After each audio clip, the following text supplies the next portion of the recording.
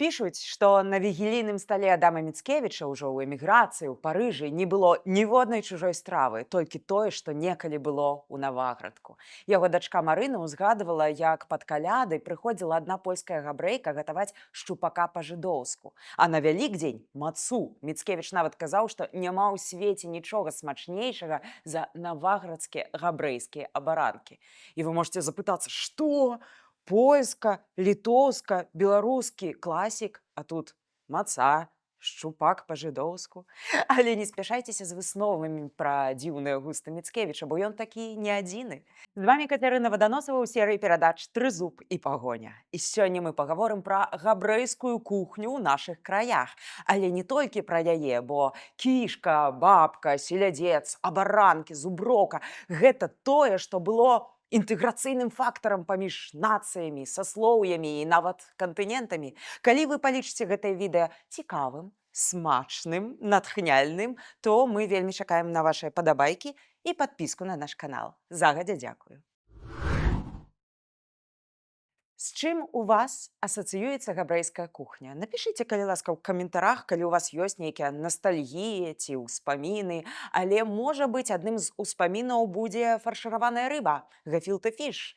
Рыба наогул займае ў габрэйскай кухні асаблівае месца яшчэ з біблейскіх часоў. Рыба, хлеб, віно, якія сталі сімваламі хрысціянства. Але чаму менавіта гефілтэ фіш?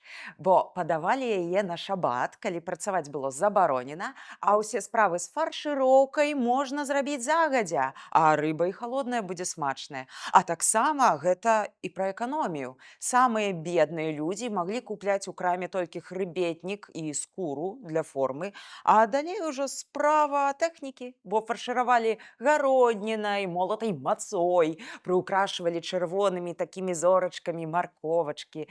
А ў польскамоўных кулінарных кнігах у 19 стагоддзі рыбай па-жыдоўску называлі варанага шчупака або судака. Гэта не зусім, канешне, гефілтэ фіш, бо тут фаршыраваць было не абавязкова, абы яна была вараная.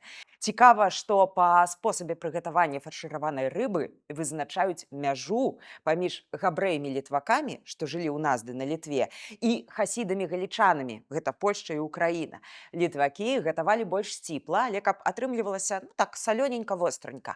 А ў хасідаў, каб салодка-востра, таму у ход ішоў мігдал, лімон, цукар, цынамон і гэтак далей, і гэтак далей. Наогул, кулінарныя густы адбіліся і на стэрэатыпах. Літвакі, яны такі больш стрыманыя, засяроджаныя, троху панурыя, а хасіды жыццялюбныя і вясёлыя. І пікам гэтага жыццялюбства з'яўляюцца акурат адэскія габрэі. Слухайце, канешне, чаму я не паставіла на першае месца селядзец? Габрэяў лічылі каралямі селядца, бо тыя яшчэ ад часоў Рэчы Паспалітай мелі справу з імпартам яго. Таму і фаршмак на нашыя сталы прыйшоў акурат з габрэйскай кухні. У перакладзе з ідыш фаршмак – гэта нешта з'едзенае перад асноўнай стравай, такі аперытыў, перакус. А фактычна гэта быў сечаны селядзец. У літвацкім варыянце там мінімум дадаткаў, можа быць, з яйкам, а вось у жыццярадасных галічанаў з яблыкам. Якога гатунку, наколькі яно мусіць быць кіслае, на гэты конт вяліся цэлыя баталіі. Марк Шагал, знакаміты наш мастак, так узгадваў стол свайго дзяцінства, за якім збіралася сям'я. Селядзец, салёныя гуркі, сыр, алей, чорны хлеб, цьмяная лямпа на стале. Вось і ўся наша вячэра. Ну, сапраўды, а чым кепска? Як у габрэйскай прымаўцы, селядца хапае, каб накарміць 10, а курыцы толькі на 2. У нашай шляхецкай кухні селядзец таксама прысутнічаў. Рыбіны з тых самых бочак, што ехалі з каралеўца, з надбалтыкі, але яны гатаваліся па-іншаму і іх падавалі як гарачую закуску. Час ішоў, фаршмак абрастаў інгрэдыентамі, перайшоў і ў расейскую кухню, і ўрэшце стаў сімвалам настальгіі, найперш для эмігрантаў. Габрэі ў паўднёвай Афрыцы, дарэчы, падаюць фаршмак, ведаеце з чым? З імберцам і на салодкім традыцыйным печыве кіхелі. У мяне нават быў знаёмы з прозвішчам Кіхелевіч. Можа быць, акурат паходзіць ад назвы гэтага печыва, такі печанюшны чалавечак. Дарэчы, зусім нядаўна выйшла свеженькая Яна яшчэ пахне тыпаграфскай фарбай. Кніга даследчыка Алеся Белага самы цымус смакі і водары беларуска-габрэйскай кухні. Аўтар спрабуе зрабіць на першы погляд немагчымае, пасадзіць за адзін стол габрэя літвака, беларускага селяніна, шляхціча, тое, што ў рэальнасці цяжка сабе ўявіць. Але насамрэч кулінарныя сакрэты, смакі, водары, яны вандравалі не толькі паміж сталамі нашых продкаў, але і паміж кантынентамі, ад Смаргоніі, Кобрына да Штатаў, Канады, Паўднёвай Афрыкі. Сакрэты і практычныя рэцэпты кішкі, дранікаў, фаршмака, бабкі, кнышоў, шмат што іншае сабрана тут пад адной вокладкай. Набыць кнігу можна па спасылцы, якая з'явіцца на экране. І я ўжо паспела. А вы? Здаецца, ну якая страва можа быць больш беларускай за дранікі, альбо дзіруны, альбо бульбяныя аладкі. Але ведаеце, неяк так атрымалася, што фіксуюць гэтую страву неяк вельмі позна, на пачатку 20 стагоддзя. А раней, маўляў, беларусы з бульбы гналі хіба што гарэлку і не надта замарочваліся. Дарэчы, пра гарэлку у нас была некалі асобная серыя. Паглядзіце, калі ласка, яна цікавая. А яшчэ ёсць цікавая версія пра тое, што акурат габрэй-карчмары пазнаёмілі беларусаў са стравамі старкаванай бульбы. Калі таркі былі яшчэ самаробнымі, такія з кавалку бляхі, прабітай цвіком, адтулінамі. На ідыш гэта называецца латкес, сугучнае нашаму аладкі. Адно, што ў габрэйскай кухні ёсць свае абмежаванні, таму бульба-латкес смажылі на гусіным тлушчы. Гусей забівалі ўзімку на хануку, а падавалі латкес не са смятанай, а з яблычным соусам. Бо ёсць законы кашруту, і каб не змешваць мясное з малочным, пра свініну я ўвогуле не кажу, яна пад забаронай абсалютнай. І тое самае, дарэчы, традыцыйная беларуская бабка са скваркамі, цыбуляй, грыбамі. А на ідыш гэта быў кугель, як у прымаўцы, калі габрэйка не ўмее рабіць кугель, яе чакае развод. І бабка, і кугель наогул азначаюць нейкую круглую па форме страву. А па змесце хоць з бульбы, хоць з локшыны, хоць салодкая, хоць не. Кугель у літвакоў быў прадказальна такі, каб солі і перцу паболей. А вось у хасідаў з тварагом, з разынкамі, з мігдалём.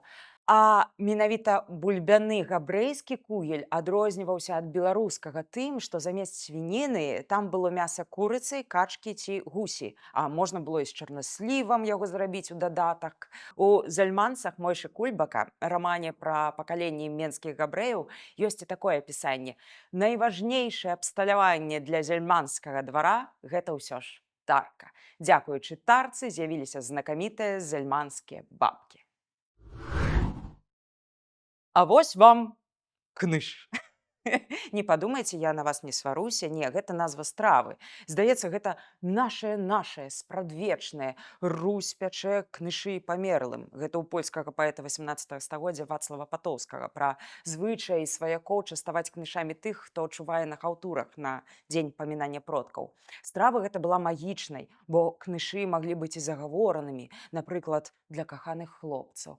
Кныш гэта такі адкрыты піражок з начыннем, скваркамі, цыбуляй, капустай, тварагом і гэтак далей. Кнышы ўвайшлі ў габрэйскую гісторыю, прычым шмат у якіх сэнсах.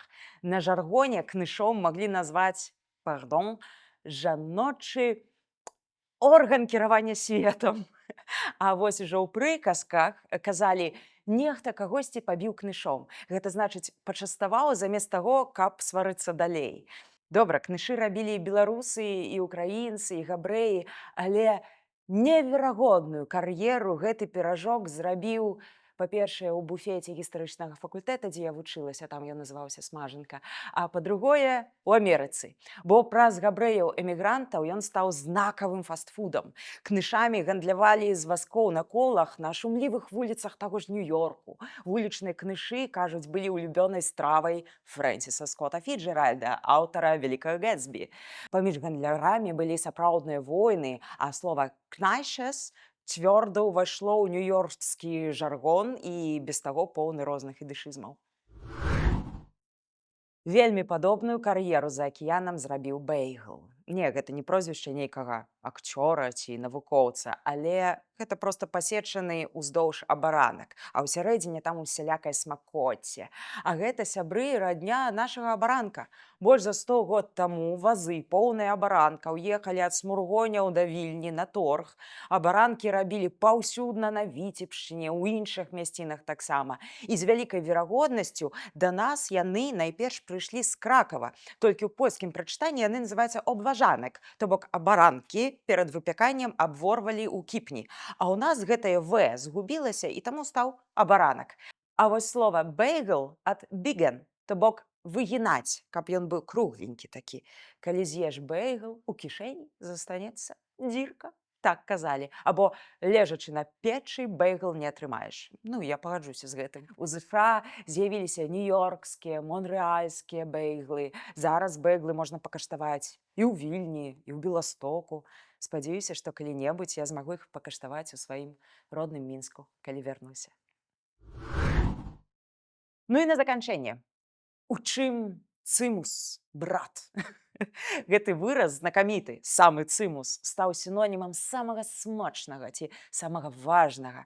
А вось калі кажуць астылы цымус ці астылы цымес, гэта значыць, што справы ідуць так сабе.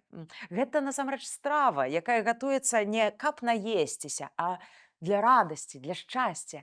Варыянтаў цымісу вельмі шмат. З мёдам, з морквай, з чарнаслівам, і грушамі, яблыкамі, як гарнір да мяса ці як дэсерт. Слухайце, напэўна, вы мне даруйце, але я проста не магу вас ужо больш затрымліваць. Мне ўжо нават самой есці захацелася. А я яшчэ не распавяла пра кішкае, локшан зуб, крупнік і гэтак далей. Але вы ўжо ведаеце, дзе гэта ўсё знайсці, каб прачытаць, натхніцца і абавязкова прыгатаваць. І я ў вас веру, будзем гатаваць разам. А на сёння, напэўна, ўсё. Мы развітваемся. Будзьма разам з сапраўднай гісторыяй. Будзьма разам з Украінай.